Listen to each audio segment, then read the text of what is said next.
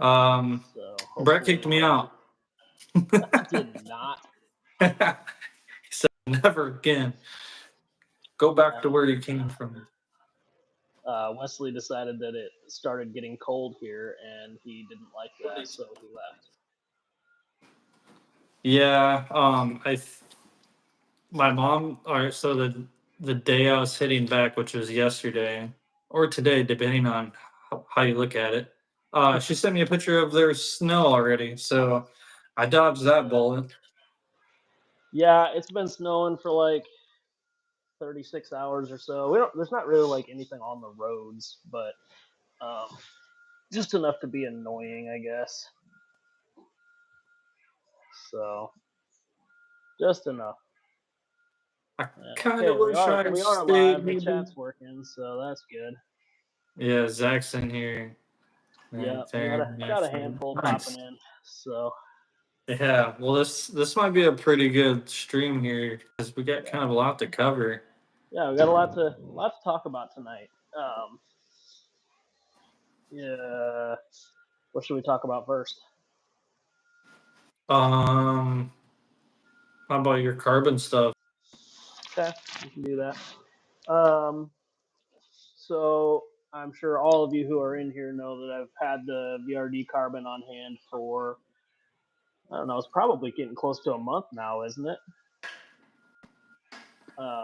But regardless, I've spent a bunch of time driving and a bunch of time tuning and tweaking, and I've landed on 2.5 new designs. This is the Hardline. The Hardline is the angled skid version of our chassis compatible with the VRD Carbon. So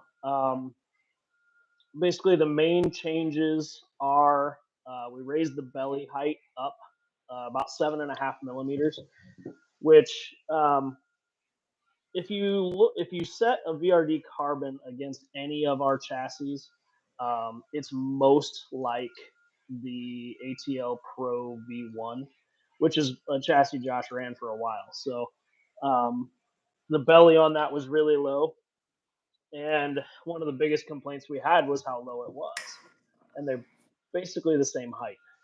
So we raised the belly up about 7.5 millimeters, and that gives you just enough breakover assist, basically, at the back of the skid and at the back of the links. So that was one of the first things that I noticed was how low the belly was. The next thing I did was I moved the rear shock hoop back about 14 millimeters from factory.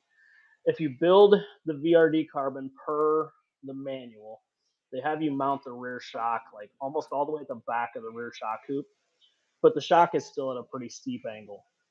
So if you want more spring pressure or more like an active rear shock, you have to stand the shock up. Well, you really can't with the factory chassis. And if you wanted to stretch the wheelbase, then the shock angle gets even worse. So I moved the rear shock hoop back, like I said, about 14 millimeters. And then the other thing I did was at the back of the chassis, stretched that about 5.5 millimeters. And the only real reason for that is because not all bumpers have really long tabs on them, and the factory bumper is pretty long compared to like an SCX10 Pro bumper or something like that. So it allows you to run a shorter, stubbier bumper with shorter tabs, basically. Other than that, it's 100% bolt-on. The Hardline, you can use the factory sliders with, and all of the one thing that's really close is the body mounts. If you mount this front body mount cross member in the factory area, it's really, really close to the spur gear, but it doesn't touch. Otherwise, 100% bolt-on. Works with the CMS kit, works with the stubby kit for the stubby VRD, works with the behind the axle steering, all that stuff. So as bolt-on as you can get it with the Hardline. The other one the Flatline is basically the exact same chassis, except the belly is flat. This didn't get as much of a belly tuck. It got about 6 millimeters at the front of the skid, and the back of the skid, it's pretty negligible, about 2 millimeters raised. So, um, other than that, same changes as far as moving the shock hoop and making the back of the chassis longer. Again, also compatible with the Vanquish CMS kit. This has the stubby kit put on the transmission right now already, but it's obviously not required for this. But what this stubby kit is required for is another one that I'm working on that I need to do links, a forward-ish skid. By shortening up that transmission 20-ish millimeters, you can move the skid forward 20-ish millimeters and still run everything. You would not be able to run the CMS kit though with this.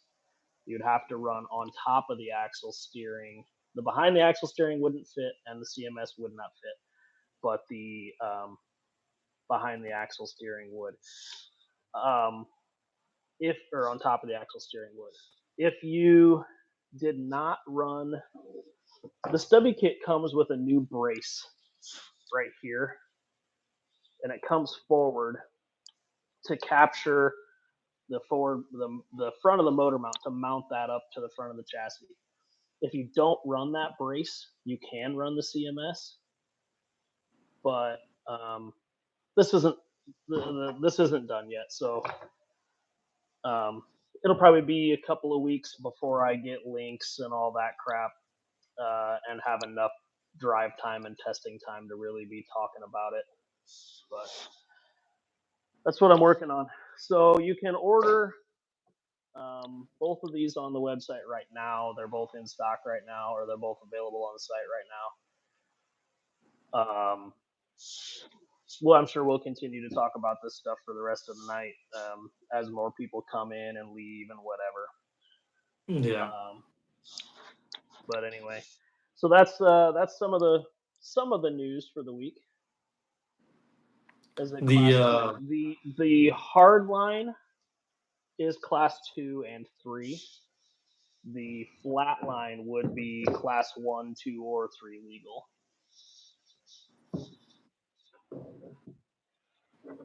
And then the other one, the forwardish skid, would be class 2 or 3 also. I'm thinking that flatline would be kind of a killer with tiny tire portals. Yeah, definitely. I modeled these kind of after the Pace Setter and Oracle, kind of the same, shock hoop style and kind of the same length and whatnot. And those two chassis do really well also. So there's no reason these won't. I do have a bunch of drive time on these also, and I'm happy with them. So I was happy with the factory VRD Carbon too, but just little subtle tweaks make a big difference sometimes, especially that breakover angle. That helped a lot. Yeah, it's pretty obvious VP put in some work into the first design there, so Yeah. maybe only some fine tuning just to get it perfect, but yeah.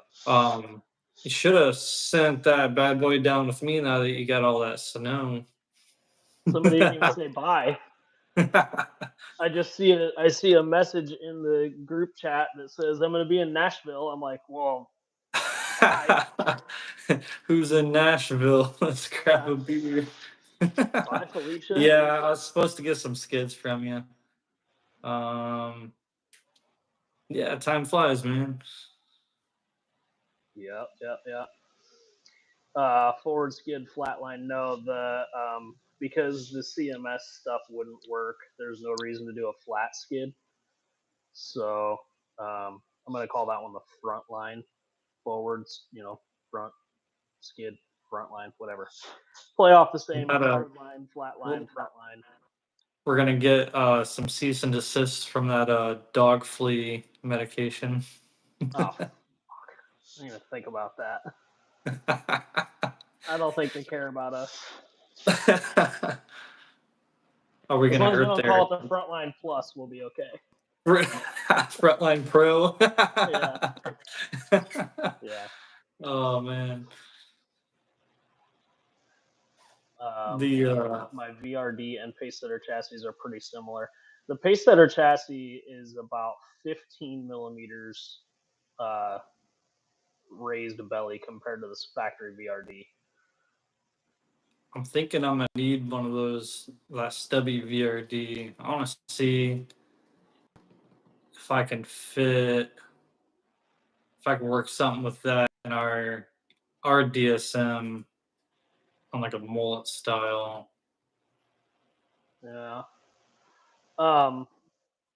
I did not have another VRD transmission, but I used the stubby kit and a standard VFD trans. They're basically the same thing, but or they are the same thing. But so I had an extra transmission sitting around, so when the stubby kit showed up, I just bolted that together. And Nice. Josh sent me an extra VRD Carbon skid, so I was able to at least mock this up this far. For pictures and whatnot, but yeah. Although I was a little bummed, it only comes with one of these aluminum standoffs that has the Vanquish logo on it. I was kind of bummed about that. I'm like, it would have been nice to have two of those. So everyone knows. Yeah. Which the stock trans only came with one of them also.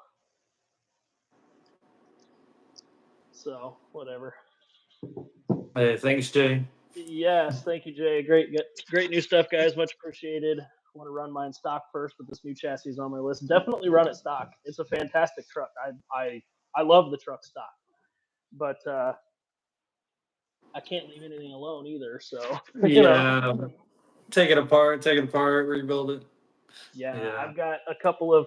I had to replace a couple of screws already because I've taken them apart and put them together enough times that it was getting sloppy. So yeah.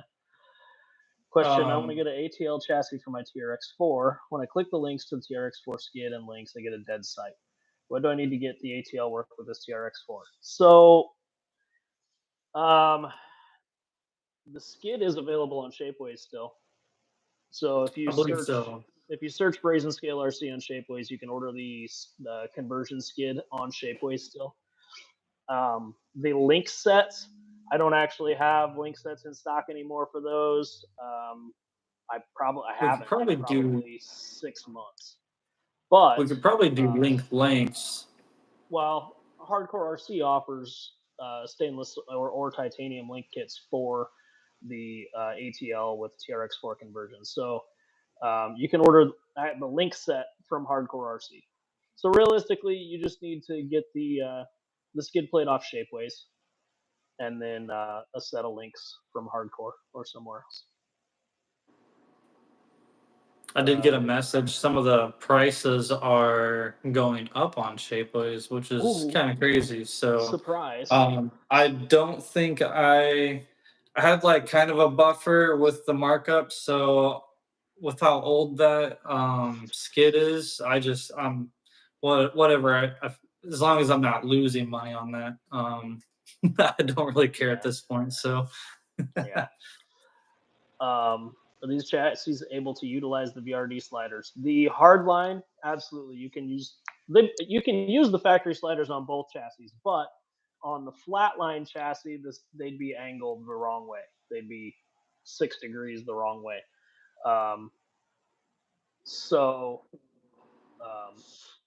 We need to sliders for the flatline is something that's on the top of the to-do list.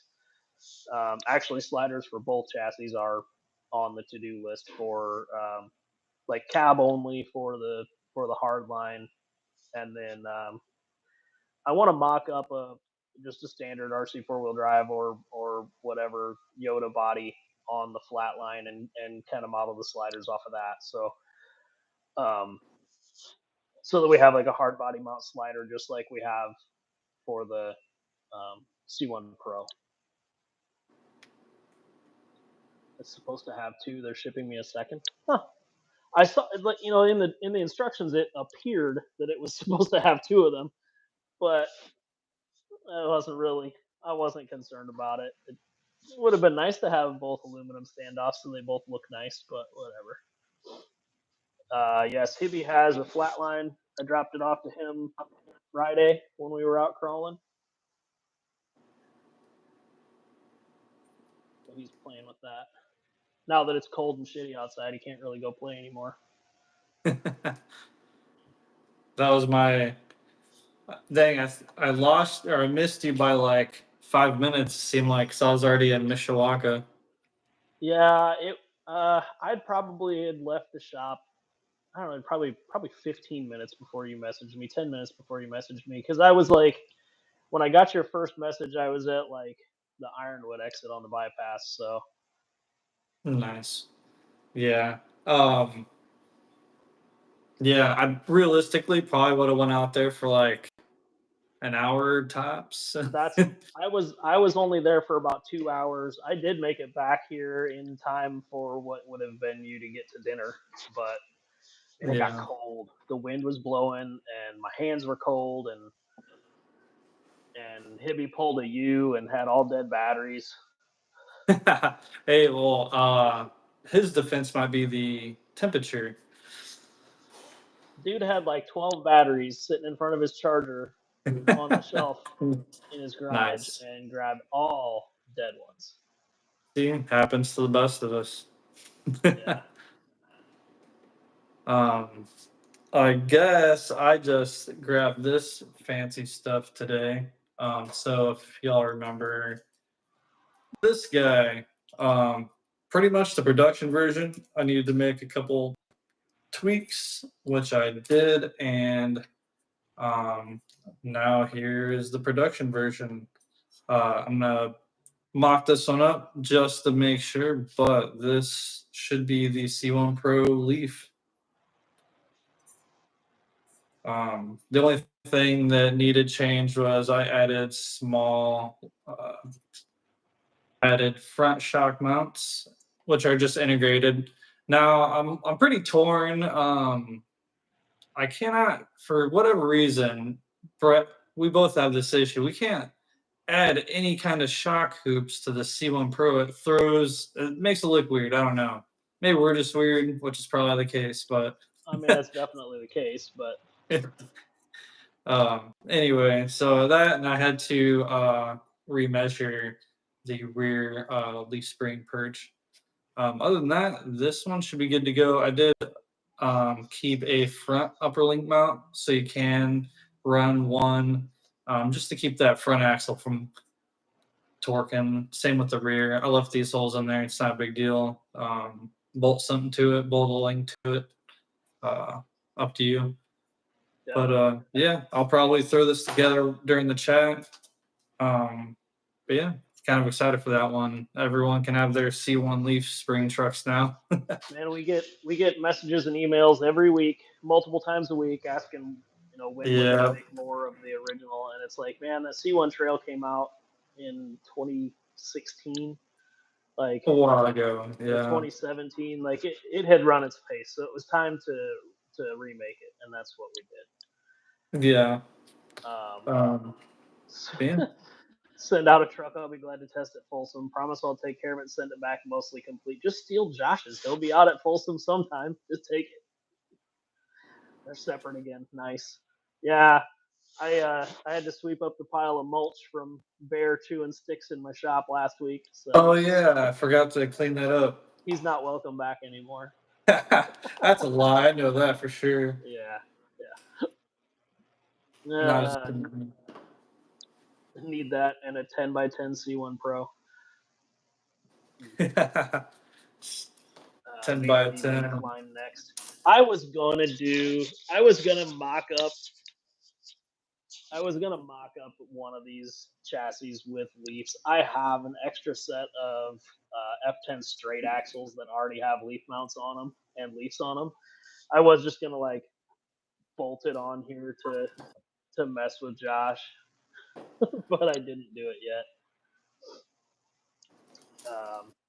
I noticed Josh isn't in the chat yet tonight, so hopefully he'll pop in at some point since we're basically talking all VRD stuff again this week. He probably turned it on and just heard that leaf comment. He's like, "No, I'm good. I'm done."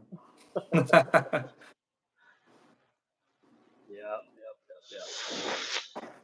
So yeah, hopefully these are popular sellers.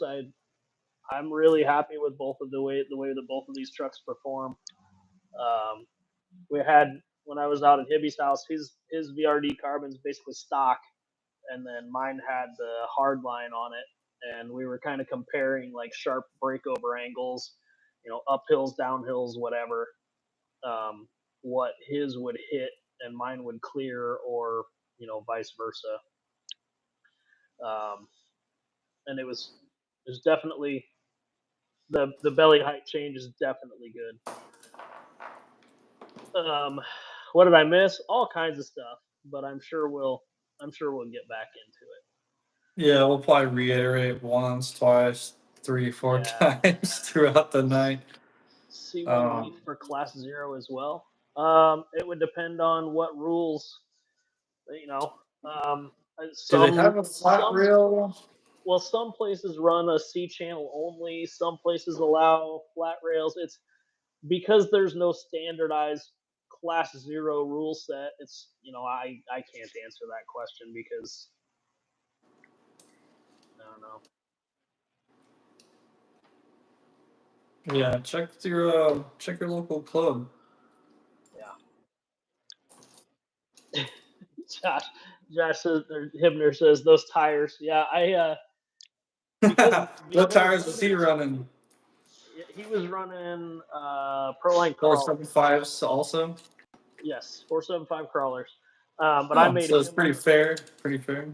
Well, ish. I made him measure the VXT2s, and he got just a tad over 5 inches also measuring them. So he has a Amazon caliper also.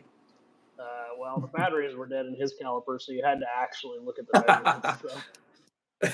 So. The batteries were dead. Yeah. Nice. Yeah, it was just not a battery day for Josh over there. It sounds like. Yeah, all of his batteries were dead. Man, it's cold and it's dark, and I'm ready for bed. Dude, I don't even want to hear it, man. I tell you what time I got in. I rolled into the apartment at 5:30 in the morning. Yep. I'd probably still be asleep. Took a short nap outside Memphis. Also, at about 2 in the morning, any cop that's in any of those little Texas towns out in East Texas, when you come in, they'll follow you until you get outside their limits, and then they do a UE.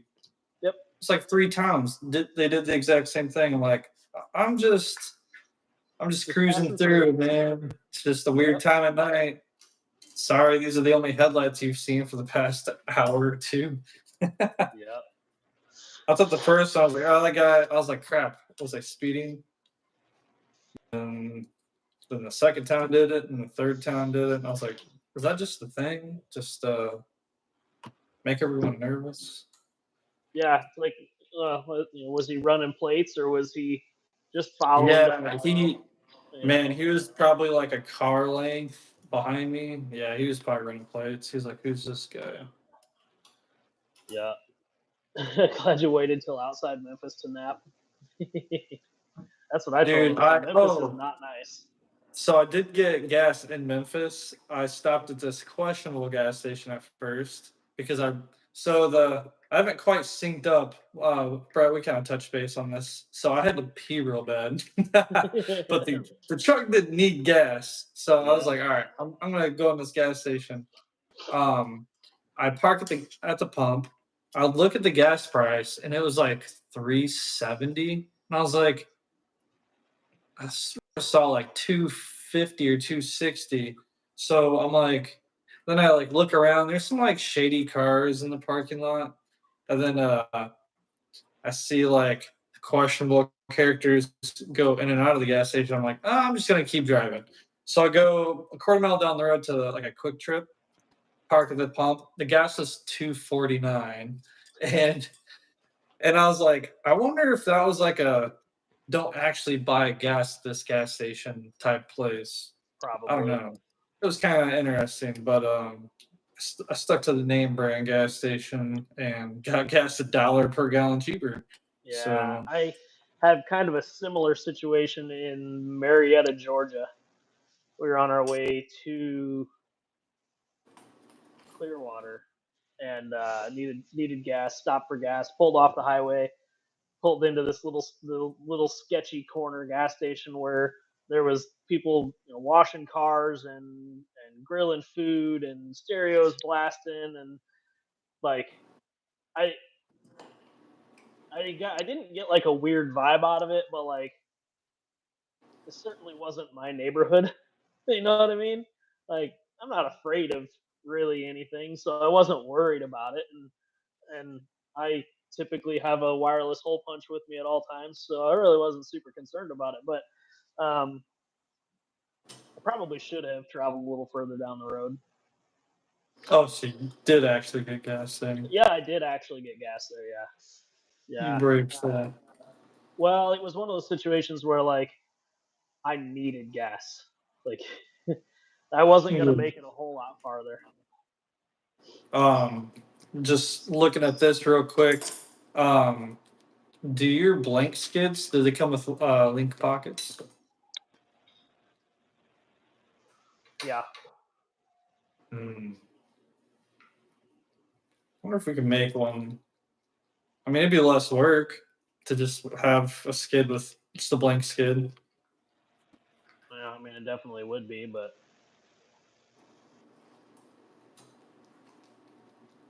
um, Ideas. Just put something more, another thing on your plate. yeah. Or I'll sketch it up and send you a file. But It really all I gotta do is pull the file up in Fusion and click delete on a couple of faces. It's really yeah, not. yeah. Yeah. Gas is still 5 plus in California. It actually just went down here. It's like 2.99 across the street from my shop. It was 260 something or 360 something last week here. Yeah, they definitely know that I left. So they're like, yeah, lower the prices back down. Yeah. Exactly. $5 a gallon? Nah, I'm good. Yeah. That Some sketchy sucks. gas stations around Tulsa Airport when Rylan and myself left Oklahoma. Yep, definitely. Yep. Like I said, Pretty much. I'm not really scared of anything. Not a whole lot anyway. There's probably a couple things I should be scared of, but most of the time I'm not. I've been in some sketchy situations I got right out of, so whatever. Spreading I'm being freedom boring. seeds. Yep. I've got the. I've even got extra freedom seeds. What was it? Extra freedom seeds. Freedom seeds. Yeah, freedom seeds. Oh.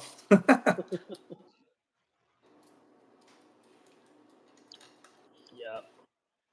I won't ride anywhere without a cordless hole puncher. Yep. It's never really a whole lot further than about this far away from me. Was that a metric or standard Uh, measurement? this one's metric. That's in millimeters. Ah, I get it. Yep. Yep. At any rate, that looks like it's going together pretty easy. Yeah, it's like I've done this once or twice. I don't know. It's all right. Um, no, I'm kind of stoked on this. It's gonna make it a lot easier for me and more importantly, the customer, because when you guys buy this, you don't need all like $85 of 3D printed shapeways stuff. Yep. So I'm kind of glad you guys asked so much for it because it made me just kind of bite the bullet and put in some work, Yeah. which I don't always mind doing, but I wasn't looking forward to it and I did put it off. So here we are now. It needed to get done. Man, oh man. I just want to go out and drive stuff, but it's so cold and so crappy. Yeah, you should just box that VFD up and VRD, send it to me. I've come to the conclusion that that shock that I thought was potentially leaking, Yeah, what's up with uh, that? it is leaking, but I You messed it believe up. I believe it's leaking from the vent screw at the top of the shock, not You from the know, seals at the bottom. when the first time I encountered the like the like little bleeder screws like that was on like the short course trucks. I could never get those. Either I over tightened them or they leaked. So I don't know. So then They're I tight, went tight, to. and then got loose, or what? That's exactly what happened to this one. I think I went to tighten it and it didn't tighten. It got righty Mm. loosey. See, it's always fun to go righty tighty until it turns to righty loosey. Yeah, yeah. No, the Um, O-ring, the little O-ring or little seal thing is on there. It's just it doesn't get righty tighty. So I'll probably just pull that screw out of there and put some schmutz on it and run it back in there. It'll be fine. Because like the top of the shock is wet with oil, as well as the bottom of the shock. So I assume it's all coming from the top of the shock. just like what I told customers with their cars, you gotta fix the leaks coming down from the top before you can address the ones accurately. Uh, Yeah, Figure out where it's leaking from the bottom. yeah. I wonder if they'll have like a, or does like a regular shock cap film or thread onto that, or do you have, is that kind of proprietary? I've never tried to put a different shock cap on it, but it's a pretty small, pretty slender shock cap. I Wonder. don't typically have shocks that leak. Um, of course, Oh, now you usually do. want I usually run deluxe shocks, and I normally buy them assembled. I pay the extra $10 and have them assembled. I Yeah. just fill them with oil and run them. Yeah, And a I've lot of not. it has to do also with the amount of oil you put in them as well. If you overfill the shock and you put the cap on it, every time the shock compresses, it overpressurizes and it pushes fluid out. So, and once it starts pushing fluid out, it just continues to push fluid out. Shock building 101. Yeah. Um, you know what? I may have actually. No, I think I have another set of S8E shocks. Uh, I'll have to look. I think I have another set of these shocks, and if I do, I'll just pull the cap off of one of those that's not stripped, and try to fix it because We're out here solving problems, man. it is leaking somewhere. But the other three are dry, I mean, which is a plus. worst case, you just clean that cap out good, throw some glue on that screw and send her in there to never come Could back out again. absolutely could. Dinner and dishes done. I'm back. Look at you. I've only had issues with Vanquish shocks pissing out the vent, not the shaft seals. And I'm pretty, like I said, I'm pretty sure that's what the shock's doing. I'll send you guys my shocks to build for me. Shock assembly is one of those things that I absolutely hate doing because, like, It's not $10. tiny ass little circlips and whatever. So I just pay the $10 to have Deluxe build my drive tech shocks. And I don't think I have a single drive tech that leaks, and I've got probably 8 or 9 sets of them. Yeah, actually, I can second that. They're usually turns out they know what they're doing over there. It's not their first shock they built. It is not the first shock they've ever built. I can promise you that. Do you guys have any questions about any of these chassis or anything? If so, No, they're speak all just up. mocking my haphazard assembly over here, my methods. Like, oh gosh, that's how it's done. Wow. Yikes. I keep clicking on other things, and my chat pop out goes away, and I have to find it again. I've had Deluxe shocks leak as well, only because of out of tolerance Traxxas bushings. No, that's Traxxas' fault. Definitely Traxxas' problem on that then. Whoa, don't be saying that too loud. They can sue me. Yeah, your camera keeps getting fuzzy and then not, and then fuzzy and then not. Mine? Yeah. Should be on that 5G, man. I can switch to regular. I don't know what to tell you. When will the Leafer be live? It's right here. It's live. It's live right now. This is a pre-recorded broadcast. Yeah. Honestly, this is really the last since I made such two small changes to this. This is probably the production one. As far as being live, I don't know, maybe Friday. What's a good day? I do want to finalize just for like the description. I want to make sure the wheelbase ranges and stuff shooting for are accurate with this. But I mean, it's pretty close to modeled off of the same dimensions as the mullet. It just doesn't, of course, have like a ridiculous forward skid. But yeah, there it is. For the most part. Yeah, this is gonna work out quite a bit better than the last one. I just had that. I don't know what I was thinking. I had that sucker aimed, pushed way back. So even when you use the last shackle mount hole, you had a 45-degree shackle at like the furthest. There's no adjustment on that, so I don't know how I messed that up. Yeah. But this one looks pretty spot on. Yeah. Also, I'm gonna include like the mullet rear shock tabs. I think I'm gonna have these on the site. I don't know what a good price is. I'll have to look at what these cost me to run. And these are, I do have to run these through a vibratory tumbler and clean them up.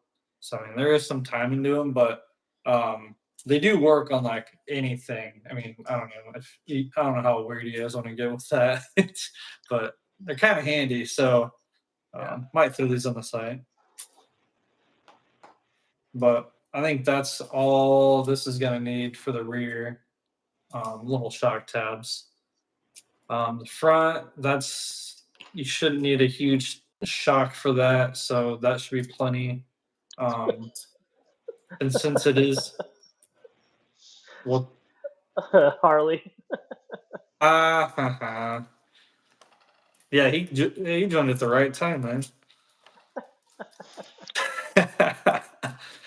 I feel like Matt sent him a text. He's like, "Hey, check out their live right now, right now." All right. Recap. Recap.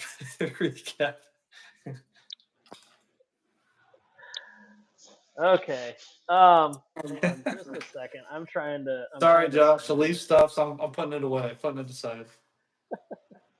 I'm trying to send you stuff. Hang on. I should just do this after the stream, but Send who, me? yeah. Sending the DXFs of these. At any rate, I'm gonna wait till after the stream to do that. But VRD with Leafs coming soon. Possibly. no, I won't. I won't allow it. I won't allow it. Just for you, Josh. But you did miss, Josh, that I don't know if you saw it on Facebook or not, but we did release both VRD Carbon compatible chassis. Yeah. I missed a lot of the chat. I don't know how that happened. Maybe the Wish 5G internet. We don't have 5G here. Yeah, I noticed. Yes, please put carbon or aluminum mullet tabs on the site. Seen several high-lows that have shocks laid too far forward to achieve the ride height they want. That's because they're using the wrong damn shocks. Yeah, keep them short. Did notice a post on Facebook earlier. Cool.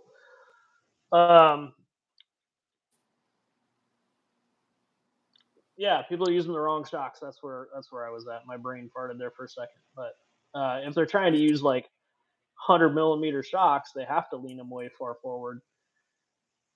But if they use the proper length shocks, it's not a problem.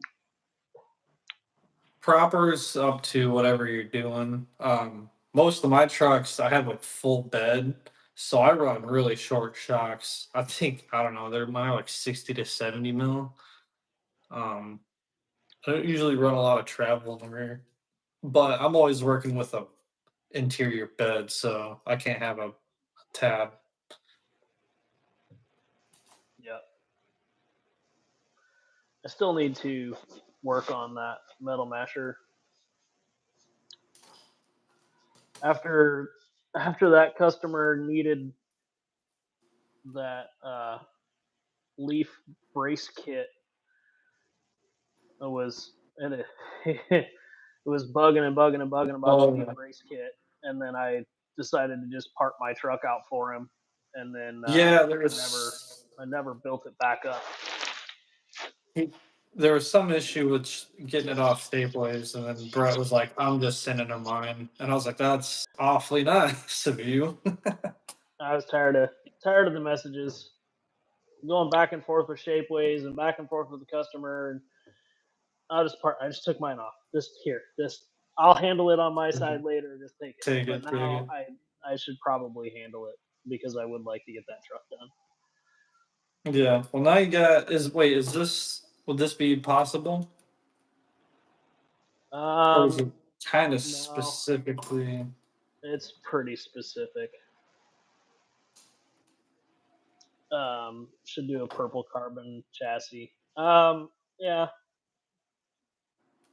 The problem is I want purple silk weave and it's hard to find. I don't want to do the purple e-glass stuff again. That stuff's a pain in the ass to cut and it's a pain in the ass to clean. So I'm not gonna do that again. Was digging the 6x6 that Tim built. Will there be more rails coming? Yes. Wesley was out of town. Wesley was out of town when they all sold out. So. Yeah. So here's my day today. I got home at 5:30 a.m. It was like about 17-hour drive. Took a 2-hour nap. Well, you've been out of town. You've been out of town for 9 days, so. Yeah. But I'll tell y'all how dedicated I am. Called you, Brett. Also felt bad because I didn't swing by. But after that, I got the print out labels and packaged and got I believe all of my current pending orders out today. So hopefully I don't look too dead. But I am running on like 2.5 hours of sleep. Yeah, But I will. all my I will orders are have out the door. to. I will have to update everybody's trackings in the morning. Yeah, I sent you a lengthy email. So Can we see a side by side with the new rails? The new rails versus the factory rails, or it'll be hard for me to do a side by side with these rails because this truck is built and the other set of rails is like mocked up with a skid. So, and the factory rails are in the back seat of my truck, which is at my house. you've been So liking that. You've been liking freezing out in the Jeep, huh? well, the heat works way better in the Jeep than it does in the truck, if I'm Oh honest. yeah. In my short drive, I only have like a Yeah. 6 minute drive Oh now, so yeah, yeah. the the Jeep warms up a lot faster than the truck does. The truck, I drove the truck out to Hibby's house the other day, um, just because it's nicer. The truck's way nicer to drive 45 minutes instead of the Jeep, but um, yeah. So that's why the rails are in the back seat of my truck because I took them with me to Hibby's house. Um, I can hang on just a second. Let me look and see what I've got here. You talked him into it. He's gonna do it.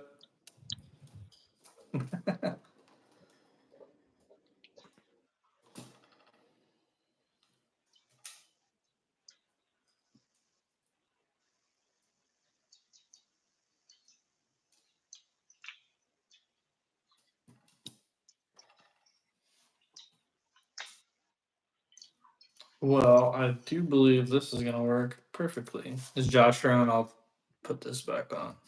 I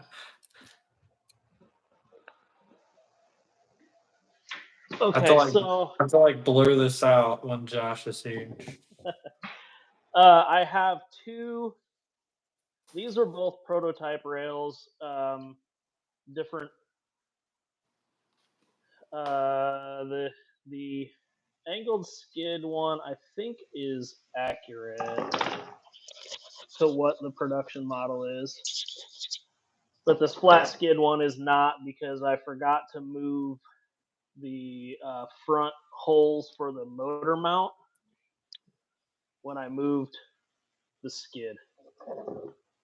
So comparing the flat skid versus the angled skid, trying to hold them as smoothly as I can.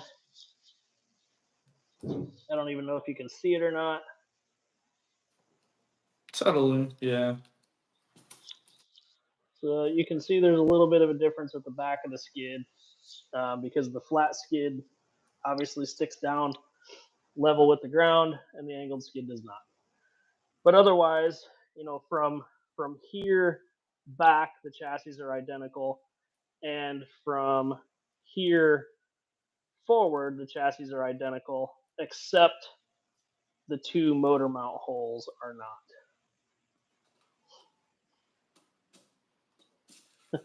Colin's in here. What's up, guys? Liking the new backdrop? Weston, you need to step your game up. I think I This had is a all pretty my cool crawler backdrop content. last week. I'm just saying. Yeah, your backdrop last week was much better. Yeah. Next I'm just week, gonna do a if I green remember screen. them. I'm gonna buy a big green sheet, and I'm gonna have like Maui. I'll have Ryland's backyard in my as my There you go. background. There you go. Brett's live from the Rainforest Cafe in the mall. Except there's no coffee. Yeah, he is. What's the closest one to you, Brett? The one in Chicago? Probably. I need a fake That one iguana to is really put kind it of all together. accurate. I do need a fake iguana. Are the shock towers pushed back more? Yes, the rear shock towers are 14 millimeters rearward of the VRD. So if you stretch the wheelbase on of the truck, you can keep your shock angle, or if you want to stand the shock up more from factory, you can. I'm here. Don't know why, but 5 o'clock time throws me off. I guess it's being on West Coast. Yeah, it's 8:50 my time, so it's makes for a long night. I complain about it every Monday, but I'm here for a long time on Mondays. Labor of love. Yeah, More of the labor part, less of the love. yeah. What's going on, Tim? Hey, We were Tim. just talking about your 6x6 a second ago. Oops. Tim, you'd probably be interested in what I got here. It is so I sent Tim a pre-production model of this. He didn't know I was sending it to him, but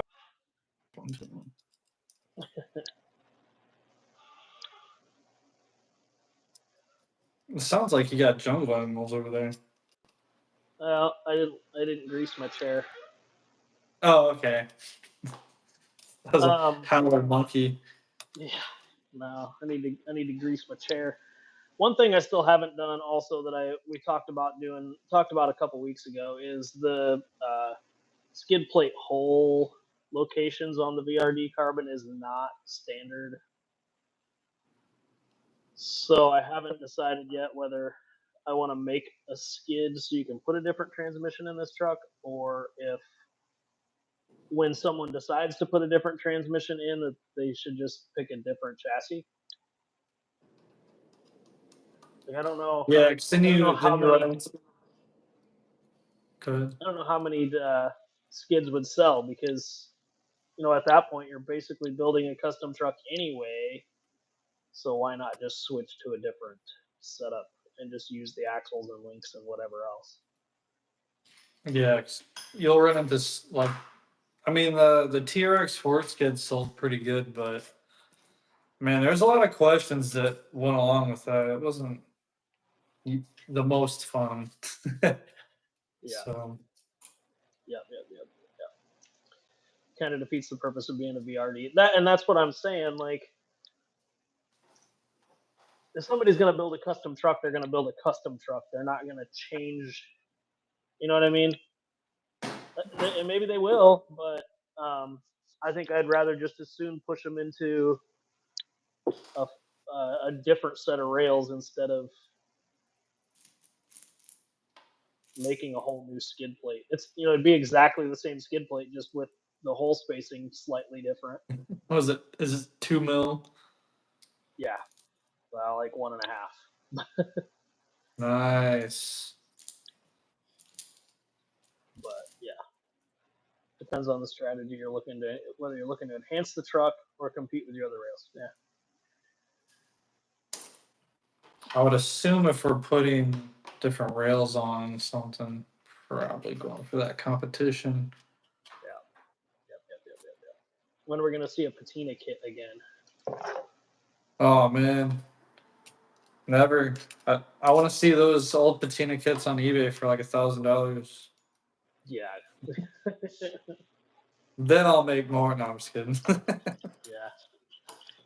When they start selling for $1,000, Wesley's going to be making fake eBay accounts and selling them. This one doesn't look old. This old frame doesn't look old. Whatever. Brett already picked up on the master Ripper plan. Ripper patina kits. They're all That wouldn't patina be a now. Old.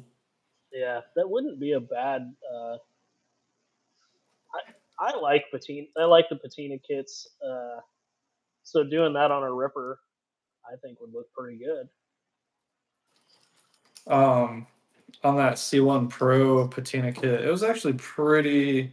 It took a lot of time to paint all the aluminum black, like sand it, clean it, paint it black, and then patina it.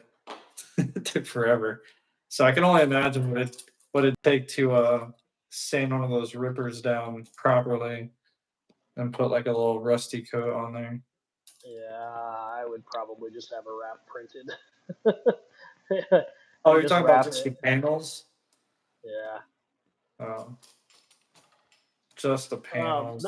That's another slight annoyance was that leaf kit that I had. The leaf braces that I had was a Patina kit.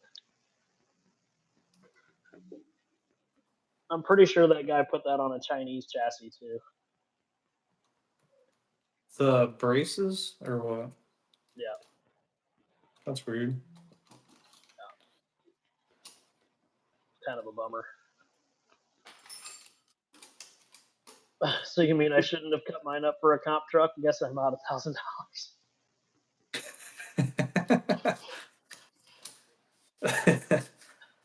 I hope they're not selling for $1,000.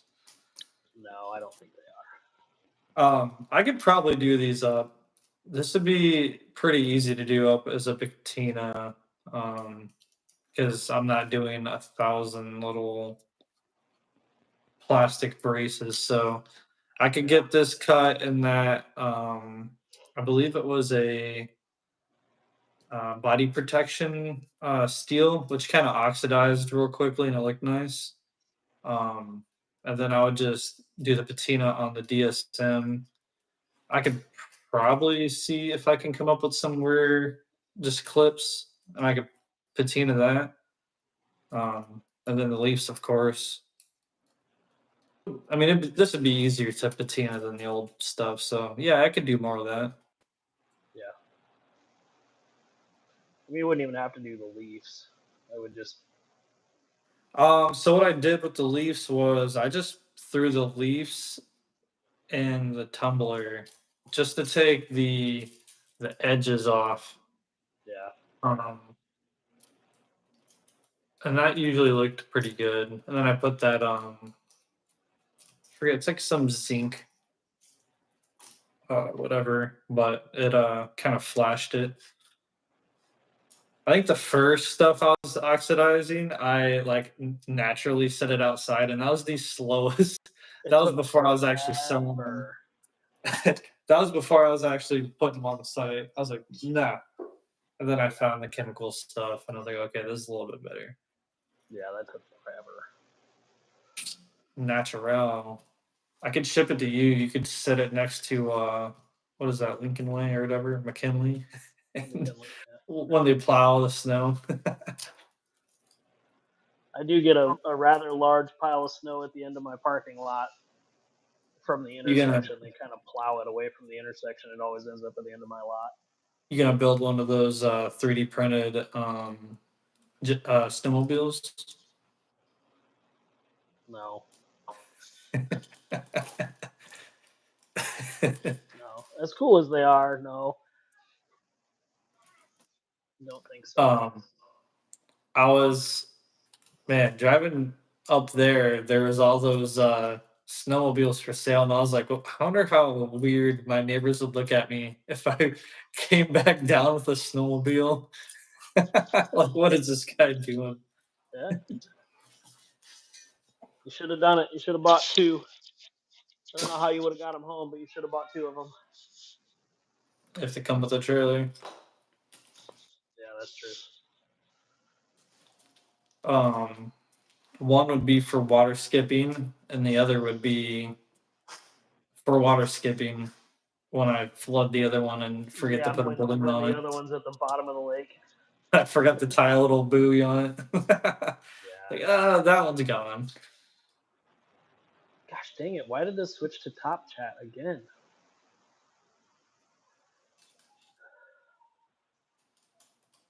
The DSM isn't necessary, not really noticeable. Yeah, doing the patina stuff on that. I mean, it's nice to do all of it all at the same time, so it all Yeah, looks uniform. yeah. When I was doing those, I bolted them together, so it was all like this was one piece, and you're getting when I send it off or when I ship it to the customer, I would unbolt it, itemize each thing, and then but it would go to each truck as its own. Yeah, each kit was its own kit. Oh, got a busy day. Busy day tomorrow. I got to finish up I was making a batch of skids for another vendor, and I don't know what happened. Whether I was using a stop on my vise to set the parts in to drill some holes in them, and I don't know if I bumped the stop too hard and moved it because like 15 skids I have to remake because the drill was off on it. And the unfortunate part is like it's just it's not the threaded hole for the um like the link set screws. It's just a bigger hole in the same location so that like Vanquish drivers fit down in there. So like is it necessary that it's dead nuts spot on? No, but like it's wrong, so I have to redo it. So I gotta finish those tomorrow, and I need to make more pro skids because I think there's only a few left on the site, and I need to send you some. Yeah. So I've got skids to make over the next couple of days, and I think I still have like five or six uh, 5 or 6 orders from the last 2 days that need to go out. But one of those I'm waiting on stuff from you. So It's in the mail. Honestly, I yeah, should have. Well, I could have sent you this guy in the mail. Sorry. not worried about it.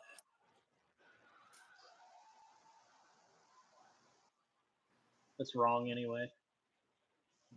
What? That Oh none of yeah, it. for your truck. Yeah, it doesn't. It won't fit my truck anyway. So Bummer. yeah. Oh well. Um, guys in the chat, what do you want to talk about? We got like an hour left. You guys are awful quiet. Yep. Awful quiet. There's 40 people. Either my chat's not working or you guys are being awful quiet. There's like 40 people watching and ain't nobody talking. I can only talk to Wesley so much before I run out of things to say. I made I annoyed him enough last Monday. No, it was fine. It was fine. Dan's pondering life. The chat's broke. Yeah, I think everybody in the chat is just being quiet. Fuckers and blow? No, not today. That was last Monday.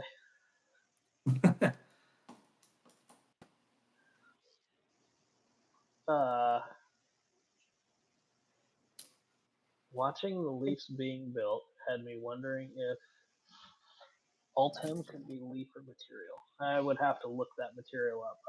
I'm not familiar with it.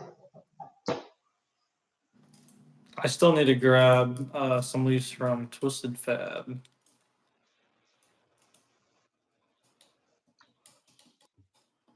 Semi-transparent, high-strength plastic material that can operate in high service temperature environments.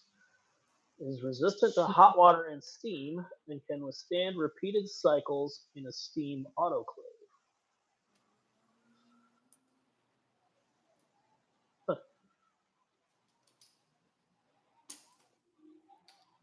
Do you expect any big releases before the end of the year now that we've officially entered the Black Friday to the Christmas time zone? Should be this, your favorite. Do we expect any big releases? I assume you mean from any other manufacturers. I would hope that there's at least one more, but I think probably for the most part it should slow down now because I mean as long as the release is available at release, not a pre-order, and people could get them in hand before Christmas, I think we could maybe see some more stuff, but I don't know. I think it's probably going to slow down from here on out. I would think if I was releasing something, I would have done it right at around Black Friday because now with shipping, I'm not looking forward to dropping stuff off at the post office, nor am I going to be looking forward to the slowed tracking progress Yeah. messages we're about to get. Because Yeah, that's the worst thing too right now is that the shipping is going to start slowing down and people are going to start getting worried about stuff quicker. Um, the UPS store, I dropped off a bunch of packages today at the UPS store because I missed the UPS guy. Um, it wasn't any busier than normal, but there were a mess of packages sitting there. Like I must have missed the busy rush because there was a lot of packages in there. Ultim is a crazy new material. Seeing it in a lot and seeing it in knife construction. I just looked up what it is, and it is coming up with quite a few knife and uh, aerospace type uses. But other than that, I don't have a whole lot of information on it. Just the 10 seconds I Google searched it while while on live. So I wanted to release these chassis last week when Wesley was here, but I just wasn't ready for it yet. Um, I wanted to I wanted to verify fitment of the stubby kit. I wanted to verify fitment of the CMS stuff. You know, on the computer it all worked, but I wanted to verify it and drive it and just to make sure. So that's why I had to wait till today.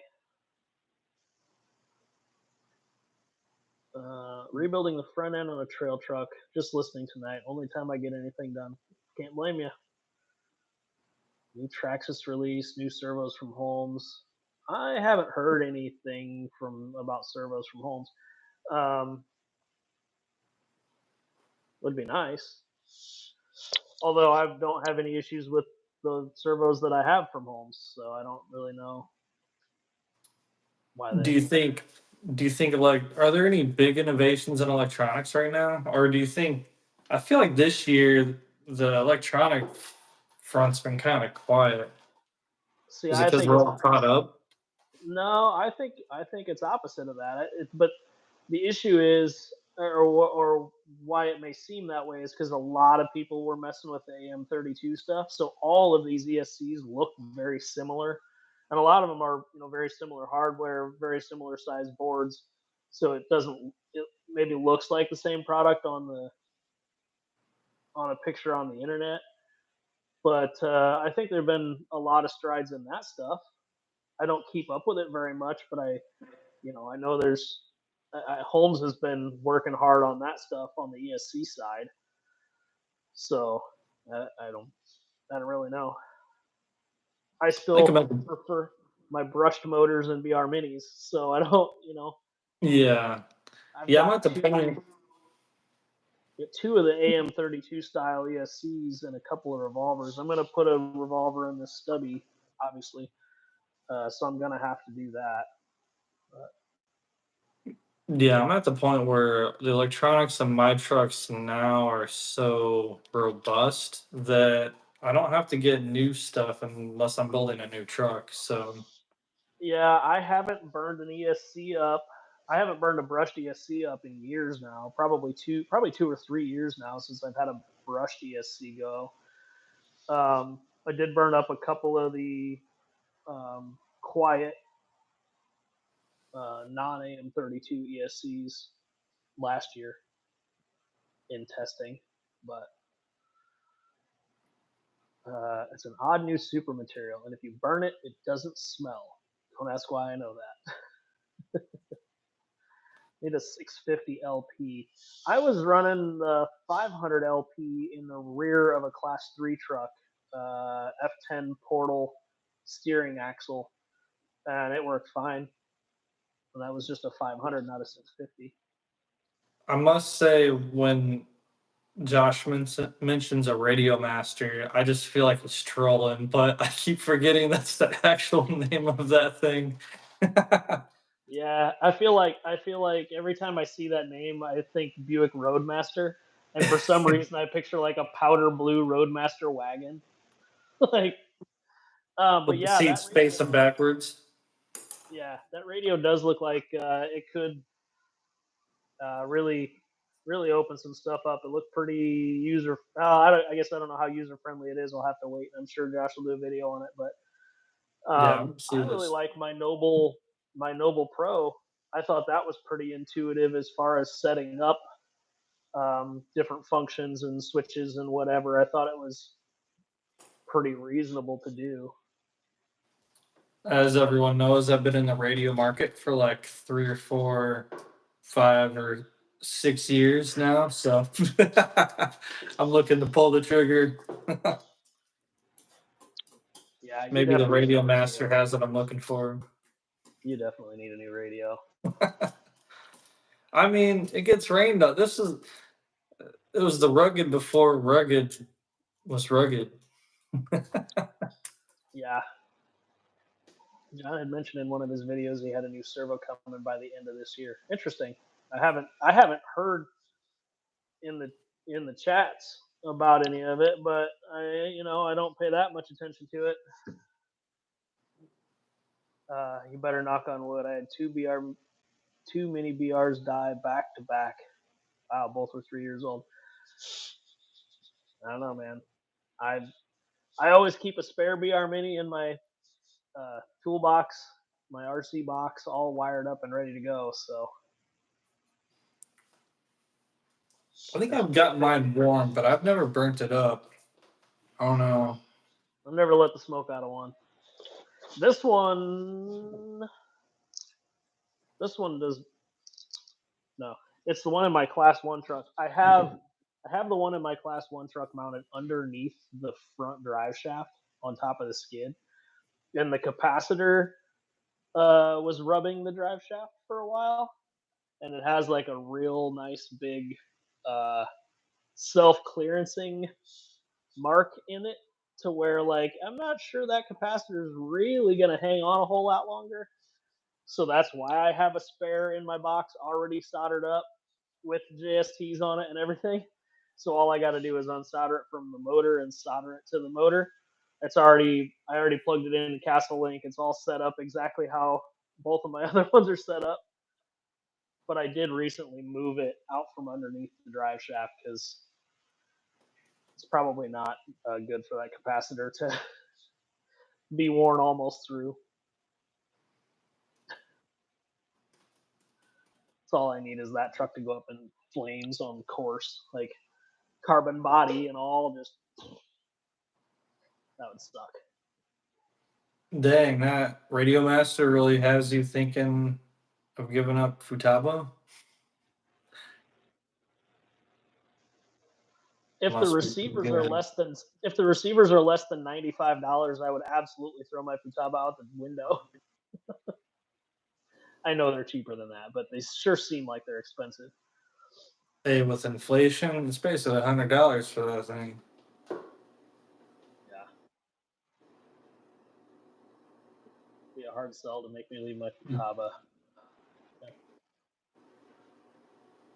Interesting. I'll have to watch your video on it. I'm positive you'll do one, so I'll have to keep an eye out for that. Of course, now I'm just getting used to my Noble Pro. Is that going to be on the Scale News update? I think it was already on the Scale News update, wasn't it? Like a couple weeks. Oh, that radio Few particular. weeks back, yeah, I think so.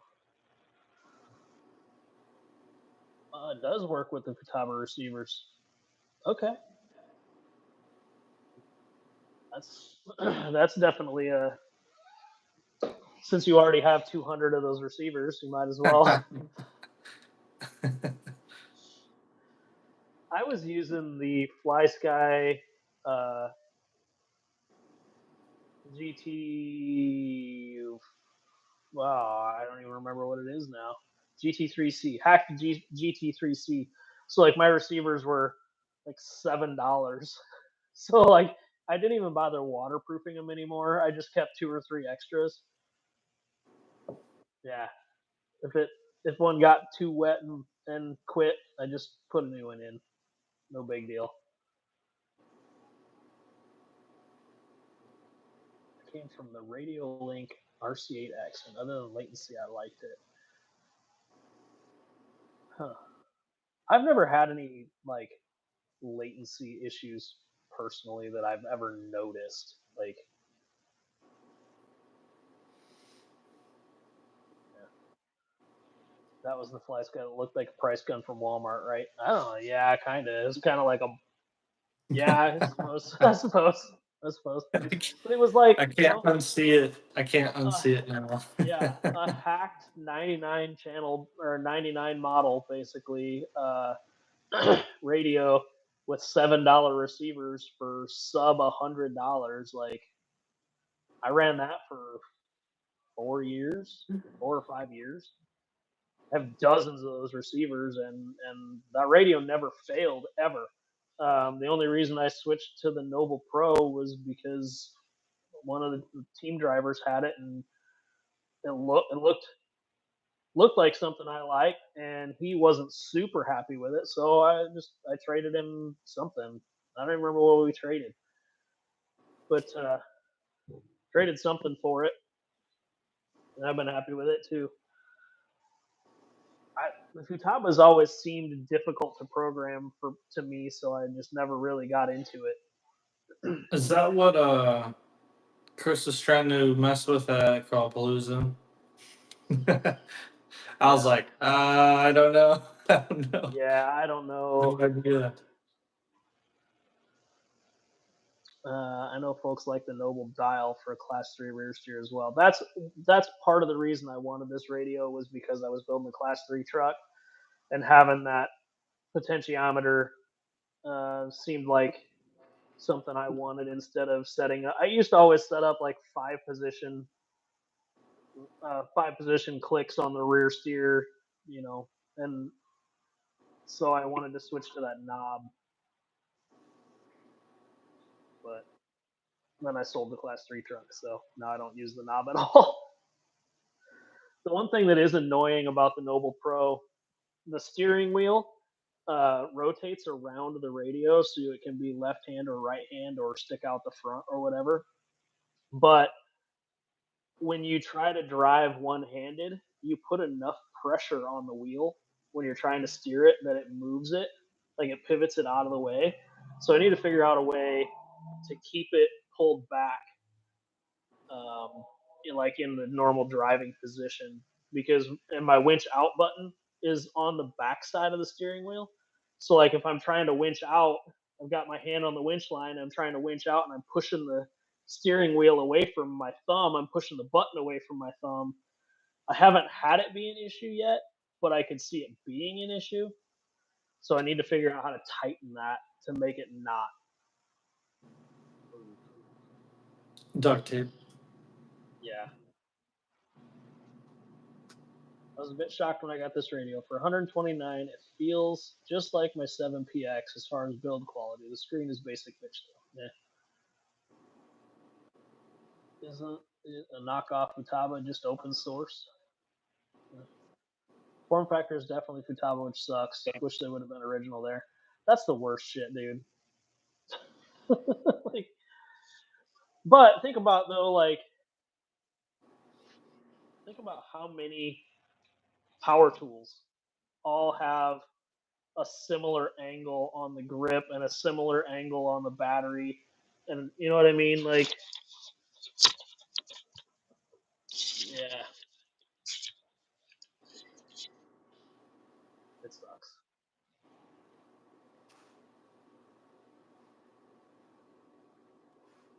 Damn it, my chat switched to top chat again. Why does it keep doing that? The pop out changed. Not just the regular chat on the screen, the pop out changed.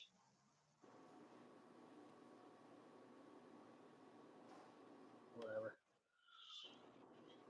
Now that I'm sure we have a bunch of different people in here from the beginning of the stream. I guess we can kind of go back over this stuff again.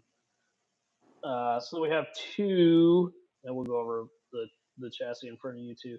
We have two new compatible with Vanquish VRD Carbon chassis. The Flatline, which is a flat skid, class one legal type chassis. The belly is raised from the factory chassis. The rear shock hoop is moved rearward, like 14 millimeters, and the back of the chassis is extended about 5.5 millimeters. Compatible with the Vanquish CMS stuff. It is also compatible with the Vanquish stubby kit. I don't know why you would run behind the axle steering, but if you wanted to run behind the axle steering, it would be compatible with that also. And then the hardline is a 6-degree angled skid. I wish that the forward motor was divorceable from the VFD so that we could angle the skid more, but it's not. So factory, same 6-degree angle, about 7.5 millimeters of belly clearance extra compared to stock.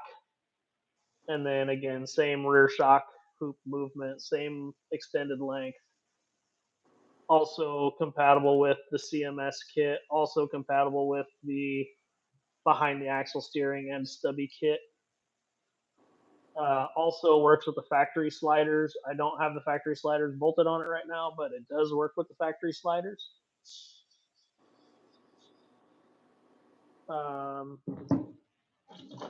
You can kind of see on these two chassis, one of them is flat, one of them is angled. That is about the only change, the only difference between these two chassis is that little bit right at the back of the skid there is the only difference between these two flat skid and angled skid chassis. Do you have a body nearby to slap on it? Yeah. He was hoping you'd never ask.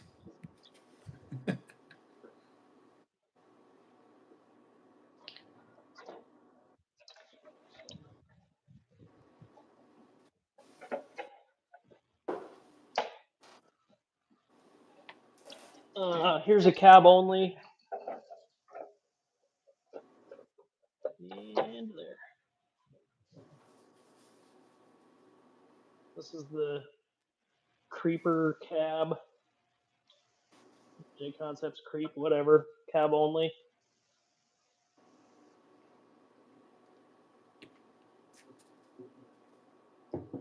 Pretty solid truck. Yeah. One of the nice things, you can use the factory rear body mounts.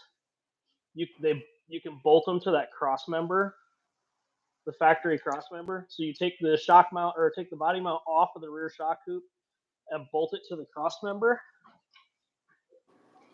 and you can use it like a singular point there in the middle for the back of a cab, and just run a single body post, your body clip straight down, and then 2 body clips on the hood. Looks pretty good. It's pretty convenient. It is, yeah. So the hole spacing on that cross member is the same as the hole spacing for that body mount. I don't know if that was intentional, but if it was intentional, good job. If it wasn't intentional, congratulations, you got lucky. Yeah, I'm kind of nowadays. I'm pretty particular on body mounts, and that I'm cool with that. That'd work out fantastic. Yeah, and it's dead nuts center of the chassis, so it's nice. So what we got over here is the production version of the C1 Pro leafer. Y'all been asking about it enough, so I had the first revision a couple weeks ago, or maybe a month ago, but I kind of miscalculated the leaf hanger in the back, and I didn't think that our factory C1 Pro hoop was necessary. So I just made those two slight revisions. Added some shock hoop mounting in front of the forward motor mount here, and just stood that up, adjusted that so it's proper length. So this is good to go. I'm gonna measure center to center, make sure the wheelbase is where I wanted it to be. I'm shooting for like 11.6 to like, I think it should be 12.5 ish, but I don't know if it's quite 12.5. I'll get my larger measuring utensils out after this live stream. Yeah. But that front end of that with that hoop it looked so ugly on CAD, but in person it doesn't look that bad. Yeah. Looks better. Looks good. I like it. I mean, These stands that are on the axles are. When did we have your dad laser cut those fab tables? Like 2015 or 2016 or something. yeah, So that's these about right. we have.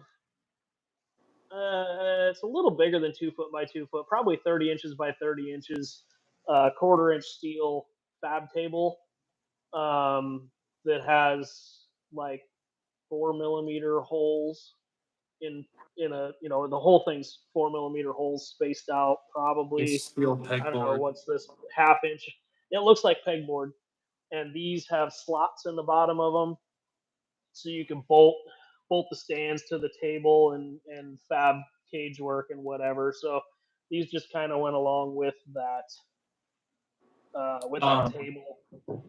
that was actually designed because I think, did Josh make one or did he buy We one? had the we had those before he made that video, Oh, okay. um, I can't recall. but it was right about that same time because That was I like, think I sent him a picture or I tagged think him that on was Instagram or before whatever the way mega back mud when. truck stuff. It was. That was a It while was. ago. Yeah. Um, using the stubby kit allow for more skid angle? Would have to angle the stubby kit, I'm sure. No, because the if you flip the truck over, the skid angle, that nub that sticks out the front, is the same angle as the links when they're compressed. And even though that skid is shorter on the stubby, it's still at the same angle. So if we angled the skid more, it would actually be worse probably with the stubby because you're going to catch more obstacles in the middle of the front links to the skid plate than you would from the axle to the middle of the skid. So theoretically, it would be better on the non-stubby than with the stubby. At least that's the way my brain is picturing the geometry, and I may be wrong. But By brain, he um, means CAD program simulator. yeah, my calculated eyeball simulator says Ah. no, it won't work. I thought the stubby kit shortened that as well. Well, the skid, it is shorter, but it stays at the same angle. So I guess what I'm saying is you're if you if you change that angle of the skid plate, you're going to make this extended section stick down in effect, and you're more likely to catch an obstacle from here to here than you are from here to here. So if you had this stick down below the links or below the height of the axle as is, it would be better. But with the stubby, it would be worse. But realistically, when this thing is compressed, the entire bottom of the truck's flat. Like the bottom of the axle and the bottom of this tongue on the skid and the bottom of the skid are all in plane when it's fully compressed. Like, I mean, I guess you can kind of see it on camera how it's basically basically all at the same angle when it's compressed. So I don't want to change the skid angle without being able to divorce the motor mount from the transmission. And if you're going that far, you might as well run a TGH forward motor mount and a Creeper T. If you're going that far, you might as well run one of our other chassis and build a custom truck around these axles. You know what I mean? So I, you can only go so far with a bolt-on kit, so that people don't have to modify and change and grind and drill and whatever. But if they want to go further, there are other options. So I think that's the way we're going to go. Yeah, and that being a kit, that's a good. I think that's probably the best kit out right now. That's And absolutely hands down. This is the best. The VRD Carbon is hands down the best kit that I've ever driven. Period. because Driven it's a kit lot of kits. form, your that's a good platform to get your feet wet. So if you're comfortable building that, this is stuff like this will start to get easier. Yeah. Because honestly, something like this probably pretty tricky if you've never done leaf spring stuff. Yeah. So then It's a learning curve. when I start thinking about a forward skid version, it then it requires you to use the stubby kit, and it requires you to use on top of the axle steering, unless you don't mount the front motor mount, and then you could probably run CMS, but you're not going to be able to run behind the axle steering. So this, in my mind, you're going to have link sets.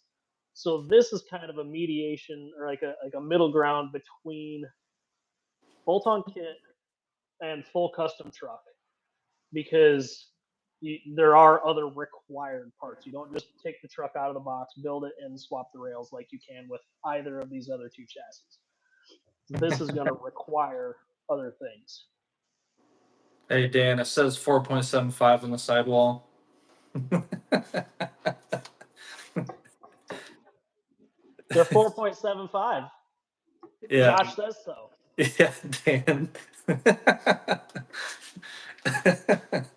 No, but yes, the VRD Carbon is a fantastic truck out of the box. I think the combination of the SCX10 Pro and the VRD Carbon, those two trucks are gateway drugs to comps, whether it's Sorka or local or whatever, because they're going to get their feet wet with these trucks, and they're going to enjoy these trucks. And like I said, this is the best driving. My very first words out of my mouth, the very first rocks that I drove over with this truck, I'm by myself down by the river. I drove this truck 10 feet, and I verbally out loud said, "Fuck, that truck's good." Like, it's he good. was still in the parking lot, guys. He was still in the parking lot. No, I was actually on the track, but yeah, I might. It's a fantastic truck.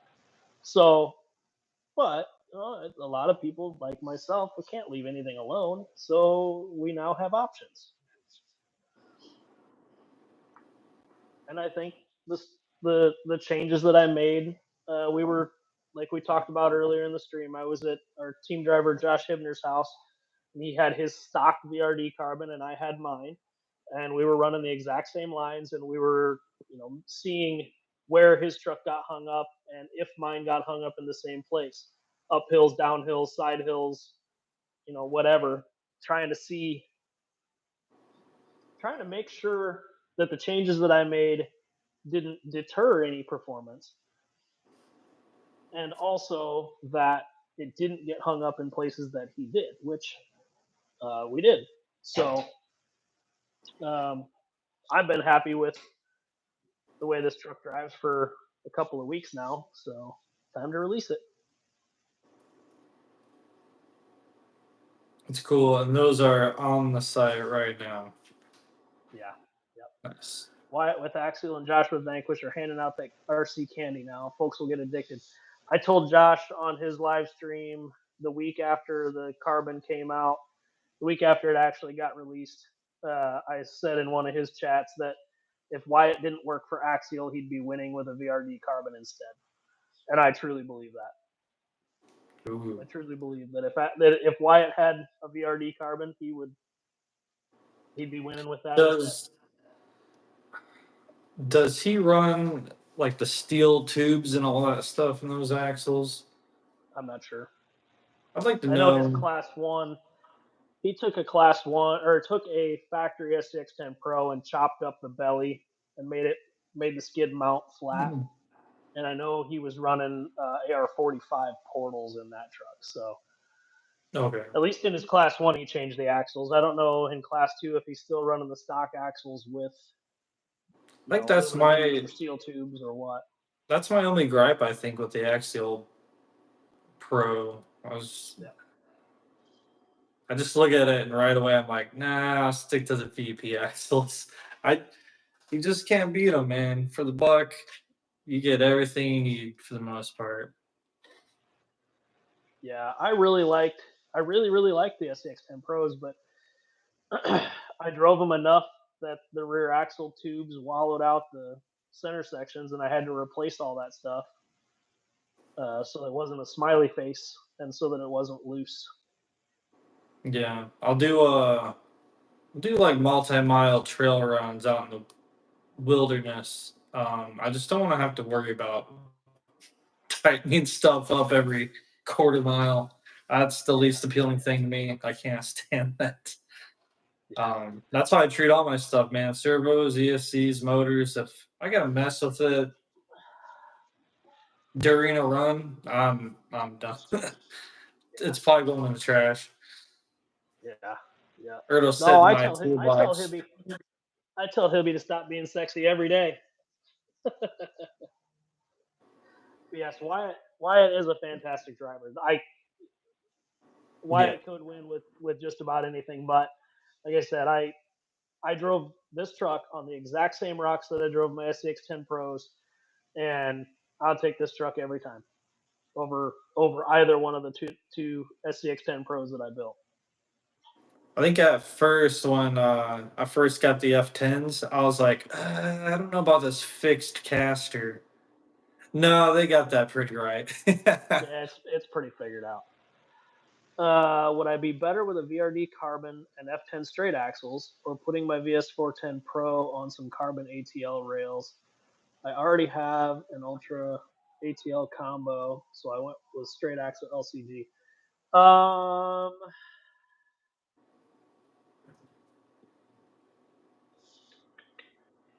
you could put the F10 straight axles on a VRD Carbon, um, but if you're wanting to basically start with axles, I would put them under an ATL Pro V2 or a C1 Pro because the belly height difference between those and the VRD is pretty drastic.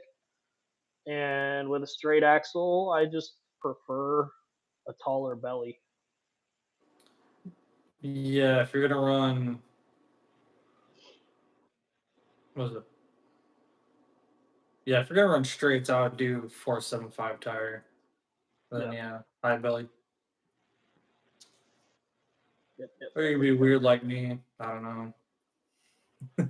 I need to do Uh, I need to do a tutorial on how I reverse flipped that F10 portal I have on the mullet trucks. yeah. Axial axles were overcomplicated and far less attractive than the F10s. I agree with you 100% on that. There's too many moving pieces. There was too many physical connection points with small hardware that really didn't hold very well. Did it ever say in like the instructions like Loctite or like some Well, sort of it didn't matter adhesives? because the issue I had was where the M2 set screws went through the plastic housing and threaded into the steel tubes. It's a solid connection in the tube, and the nylon from the center section kept it from backing out, but it did not keep it from walking the set screw inside the nylon. It never backed out, it never got looser. It just walked around inside the nylon, and that allowed the tubes to do this inside the nylon. So And then I had to replace that center section because where those set screws went just turned into an egg shape. yeah, and you can't tell me that they don't rotate torsionally once they start to get that play. Well, yeah, that was another. It turned into a smiley face. The whole thing turned into a smiley face. So I was It like, and looked actually, like the frown a it frowny looked like face. those So it looked like one of those poison spider axles, but upside down, whatever upside those down, are yeah, called. the pure spider. Pure spider. Yeah. I think I saw Um, some of those up for sale recently. I was like, those are still there's around. Yeah, and there's Chinese knockoffs of them now too. So you got to be Oh, careful that's of them right. Yeah, they're the because spider people were getting pure. like $1,000 for a pair of axles, and then the Chinese Oh knockoffs no, came yeah, out. yeah. This looks like pottery metal. Awesome. Yeah. Oh man. Um, I definitely all of my class one truck has F10 portals in it, and they're stock. Other than ground the steering stops off, they get like 50, 57, 58 degrees of steering out of them with a bent drag link to clear the pumpkin. They turn like a motherfucker, and you add a little bit of caster to them and really get them to flop the tire over. They steer good, and I haven't broke an axle shaft and I haven't broke a housing in 2 years on the exact same pair of axles. Where my AR45 portals, I broke a housing and a C hub and an axle shaft in about 5 minutes, 5 to 7 minutes. So I definitely run. I if I had to choose between axial axles and Vanquish axles, I'm picking Vanquish axles every time. And I always run plastic housings. I say that, but my Class 2 truck has aluminum housings in it. But I typically always run plastic housings. I'm plastic Um, these days. yeah. Just give me them Uh, turns. I had to grind on the knuckles quite a lot to fit the Mavericks. I think it's 8 7/8 wide. So I did not grind on the knuckles at all. I took the portal cover off and I took the top of the portal cover where the top two screws go and I ground all that off. So there is no more top two screws on the portal cover, but I didn't touch the axle, I didn't touch the knuckle at all, just the cover. And I was able to get TGH wheels and shift wheels on it with, the narrow whatever 225 size hub. Um, you can get you can get 185s on it if you grind on the knuckle also, but I didn't want to go that far. So, but all I have to do to put it back to where you could never even tell that I did anything would be to put a set of portal covers back on it. Straight axles have their advantages like portals do. Side hill better and some other things with straight, but you have to be picky on your lines. Depending on tire size, I agree with you 100%. I run portals in class one purely for your second statement there because you end up with about the same axle height when you run a 419 tire on portals as a 475 on straight axles. So you don't have to pay attention as much to the nuisance rocks that are in front of your truck. You can pay attention to the next gate that you have to get to. Where if you're running straight axles with a small tire, the little nuisance rocks, the little ledges, the little shit that if you're not paying attention to it, that stuff will bite you every single time. So when you run a portal, you can look farther ahead, you can plan your line. I mean, how many times have you been looking at the truck, looking at the ground, and then all of a sudden you're at the gate and you're not in the line that you wanted to be in? So you either have to loop back around or take a reverse or whatever to get lined up where you wanted to get lined up. Well, if you're looking 5 feet in front of your truck or 10 feet in front of your truck, you can get lined up to that gate way better than if you're looking 6 inches in front of your truck trying to mind these little nuisance rocks. Where in class two, with a 475 tire, you're going to clear those exact same nuisances with a straight axle. So again, you can drive it the same way. You can look further ahead of your truck. You're not focused on the front bumper of the truck, basically, and you can plan better. That's just the way It's it works. It's the way it works for me. It's the way it's always worked for me, and yeah. that's why I do what I do. I think it's pretty simple math too. What's the drop on a portal box? About a half inch. Yeah, probably. So you got 4.19 plus a half inch. You're getting into the 4.75 range, all said and done with. So now your class one truck handles or has about the same, center of gravity as your class two truck. So if you have multi-class trucks, they're not completely different in the terrain they can handle and the Yeah. terrain they can run over. Yeah. Assuming you're running a straight axle on a class two, which is I'll run a straight front, but I do run a portal rear, but that's just because I am just being weird. I figured it out, so I'm gonna be that way. But yeah, if you have a straight axle 4.75 and a portal axle 4.19 truck, they should be about same and what they can run over. Yeah. The only thing depending on your rule set that you're running, like Sorka, the width of the front bumper when you're coming into an obstacle can catch you. Yeah, You got the bumper sticking way out here, so when you're trying to get up to a flat wall obstacle, planning your wheelbase and planning your steering angle compared to where the body and bumper are mounted are pretty critical because the tires cannot stick out past the body at ride height. It doesn't say that they can't stick out past the body when you turn. So when the get truck's that flat on the ground, scrub steer on. yeah, when the truck's flat on the ground, the tires are behind the bumper.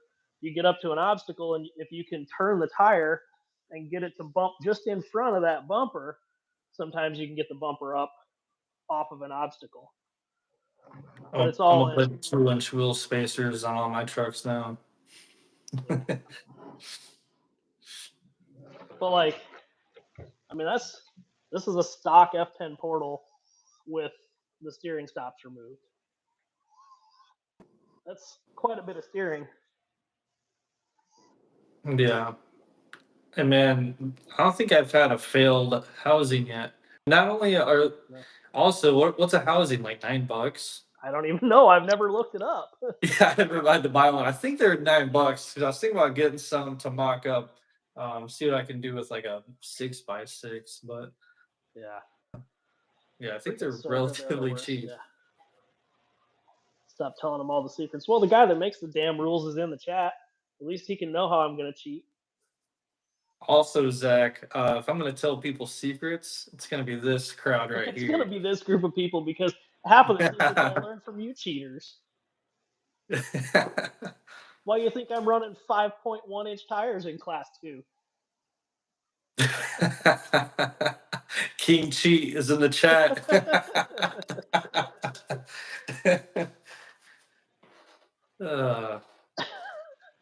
I invited him. Oh, man. Panhard mount is really only the point to see breakage and big tumbles and such. Dude, I tumbled my class 2 truck at Crawlapalooza. How far do you think that truck actually went? 60 feet? I didn't 60, see it 60, tumble, 70 but I feet? do know the distance of which because your truck was wet, and I saw how far the water was away from where you're supposed to be. I I'd say was about was 50 at to that 60. bonus gate all the way at the top of the rocks, and it went all the way to the Yeah. water. So probably at least 60 feet, and it didn't break. I thought for sure it was broke, but it wasn't. I finished the next course after that too with it without touching it. So uh, it's more of the heavy scale trucks compared to our comp ready trucks. I agree. Yeah, I agree. But I mean, even my 5.5, 5.75 pound class 2 went 60 freaking feet. Like it was painful to listen to. It just tumbled and bounced, and that carbon fiber body just crunching against the rocks. Oh, it sounded so bad. Sounded so bad. I'm assuming Josh is talking about the panhard mount on the front axle, Yeah, on the I axle assume. housing. Okay, yeah. I didn't get a So crazy good look at it. the CMS kit comes with It's a dual servo mount Nice. and a machined aluminum panhard mount, which is the same panhard mount that comes on all of the Vanquish trucks. Okay. It also comes with the 2 required links and rod ends that you need. And I believe that's all. I've got the rest of the hardware and the 2 links in a baggie over there. But I mean, it's pretty basic. Just it's got 4 bolts on each, or 3 bolts on each side, Yeah. and the aluminum panhard mount. So the kit is stubby conversion, your drag link panhard, and your. The stubby conversion's a different Oh, kit. okay.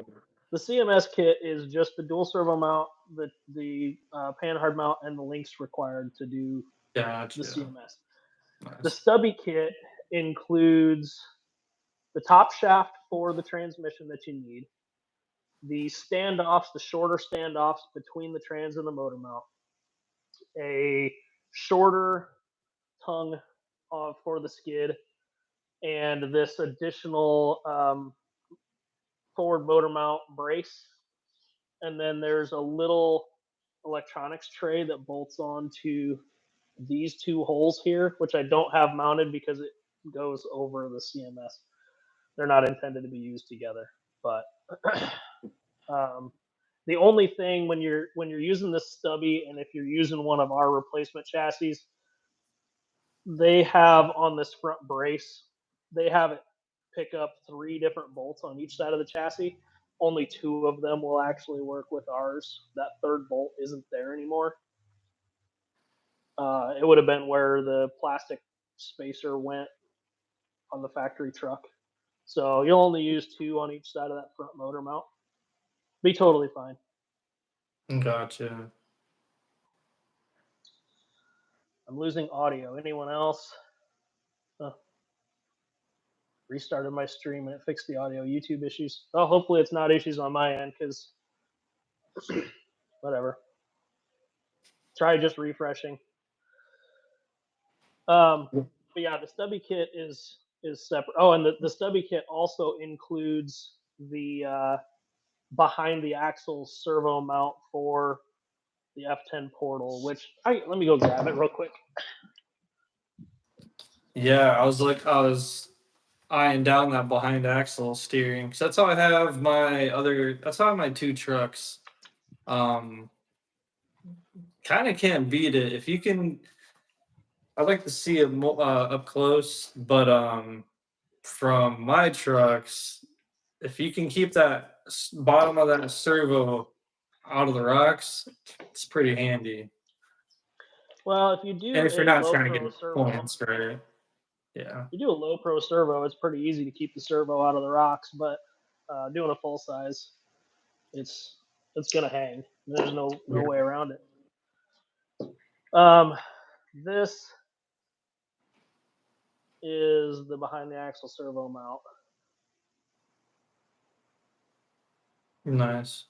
And then Is that aluminum? I'm assuming it's plastic. They have an aluminum version, but this one's injection molded. Comes And with then the there's kit. this other little piece here too. Gotcha. And then this is that little electronics tray, dude, that just goes on like so, but it goes over top of the servo mount, so can't really use those together.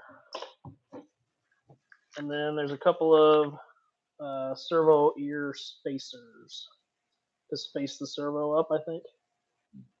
If you got that full can, or if the horn is kind of closed. And then it also comes with a different steering link.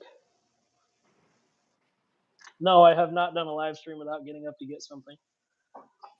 Last week I got up to turn on the waterfall and turn the furnace down.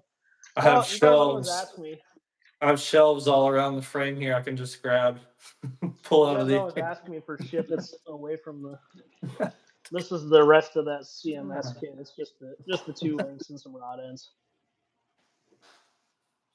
All right, get up and get something else. Show me. What do you need? I Show considered me what you going to got. grab my 2mm driver because this skid screw is loose and it's bothering me. But No, it's we got into the 5 skid, so I minutes. can't tighten it. Damn, we only have 5 minutes left. Sheesh. I'm surprised I Uh, survived, man. I hope I don't look too dead, man. 2.5 hours of sleep. We're over here. My eyes are probably sunken in. yeah, I'm gonna wake up in like 2 hours, like, oh, what happened? yeah. I'm still gonna have 30 viewers somehow just watching me snore. Watch me snore on the table. Yeah, Is that a thing? Do people do that? Can you people make money doing this? Am I missing out? I could be you have an making money while I sleep. Yeah, you have an ER32 vice block handy? No, I have an ER16. I only have one vice block, and it's an ER16. You should charge for that. Nothing free online. Only snores. Start Only only snores. snores. It's just thousands of people sleeping live. Yeah. I'm gonna start. I still saw this online. I'm gonna start a reverse OnlyFans. I'm just gonna start sending people my nudes and charge them $25 if they don't want them. I'll Yeah, stop sending them, but you have send to them a pay me link. $25 a month. If you want to mail them back, send them a link, and then the link will actually be an email address in which you send an invoice to, or it'll be a QR code, and it'll just Yeah, send them to a link. All right, pay your invoice. yeah,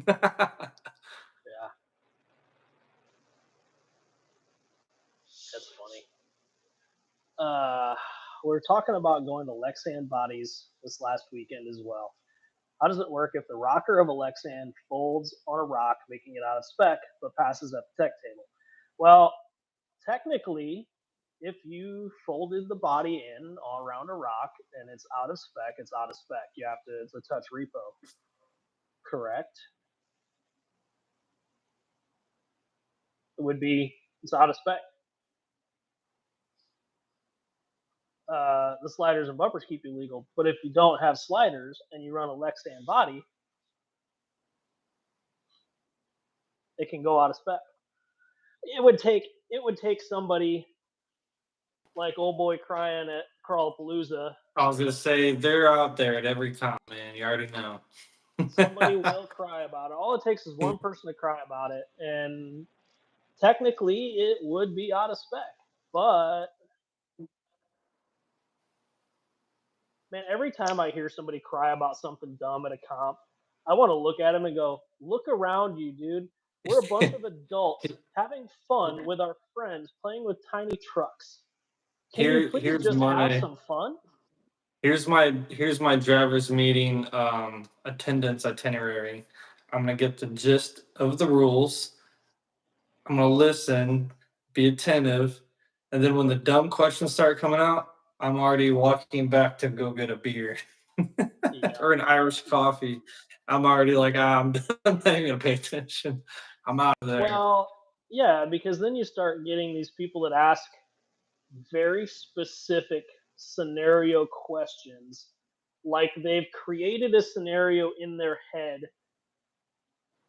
as either a way to cheat or a way that they thought someone else was cheating, and they want to specifically clarify a specific incident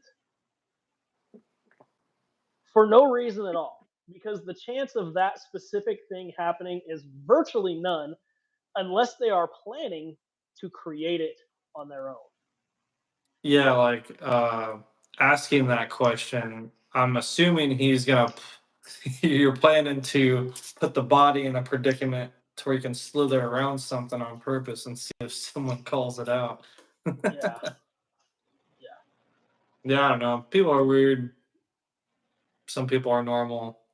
I think we're normal sometimes. yeah. I haven't shown up on time for a driver's meeting in years. I'm surprised you show up at all. should have He's seen usually some there. plum threats we got as feedback. One guy said, "With all due respect, go F yourself." I don't know what respect is associated with that, but we oblige. We said, "With all due respect." It means you can say Yeah, whatever you want.